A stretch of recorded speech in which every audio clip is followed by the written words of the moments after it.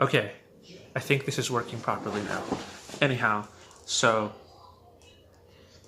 I mean, there's a couple of different ways that you can approach this. You can say none of this is real, or you can say all of it is real, including dreams and books and movies and comic books and television.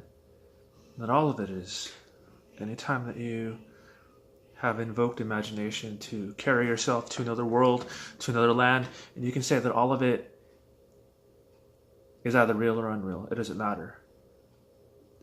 Words are kind of thing where you can kind of explain things in a way where you can sometimes help along understanding, or you can make things worse and find yourself more down a labyrinth of confusion and frustration. But confusion and frustration can be incredibly helpful as well. So I played with the concepts in a number of ways over the years, and I have found that the best way to actually go about the process is actually to say, it's not about real or unreal. I mean, you can do that if you want to. Go ahead. If it feels right, then do that. But it's better to go about things as approaching it, whatever this is, as just a mind. And you say, well, what do you mean? It's like, well, the way that I've come to understand it, or the way that I like explaining it, is saying that imagine yourself as the bright burning filament on the inside of a light bulb. And so that's a wire and the resistance heated within a vacuum. Certain elements and components and configurations produce light of various types, and depending on if there's a gas on the inside, different colors. But that ultimately, the idea is that at some point, energy is processing or is conducting itself through the element. And that when that happens, there is a certain type of reaction that then produces what we would experience as light.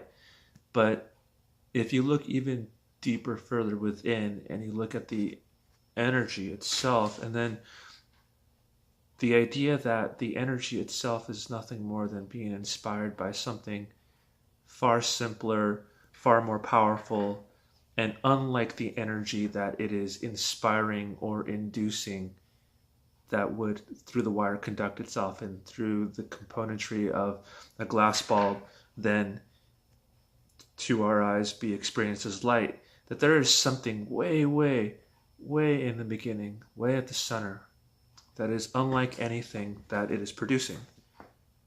Just a light bulb. But at the very center of it is nothing like the light bulb at all. And that is the way that I've come to understand what the mind is. And that everywhere around us, the world, the flowers, the trees, the roads, the cars, the people, the dramas, the traumas, the accidents, the incidents, everything that is unfolding is nothing more than shadows of light cast against the inside of a globe, of a glass screen. And what we're observing is nothing more than an emanation of not light or energy or even light bouncing, scattering, or illuminating material, but nothing more than mind extending itself and taking different forms. And that who you really are, what you really are, is at the center of everything. It's at the center of it all. And that if you go to that center, if you process your experience from that you will find that, I mean, if you're comfortable enough, if you accept, if you surrender yourself into that, because it's not always easy to let go of the idea of yourself, because we're so enamored with the idea of ourselves. We're our own favorite character. We're the protagonists in a tale that we so desperately wish to see unfold in our favor, whatever that means. But If you're willing to let go of the idea that you are who you think you are, and you're willing to entertain the possibility that you could be something more, even if that at first seems terrible to consider because it means you would be less because you think that you're letting go of yourself. Really, it's not about letting go of yourself. It's just realizing you're not really there. None of this is really here at all. But that if you're the center of it, if you are just the emanation of mind and it's just mind, then it's not really an issue anymore of what's real or unreal or what is material or what is fictional. It's just mind. And there's nothing else. There's nothing. It could be nothing else. And it wouldn't have to be anything else. It wouldn't have to explain itself. It's just, and that gets to a different topic, I guess. Like, what is the mind doing? How is it making this?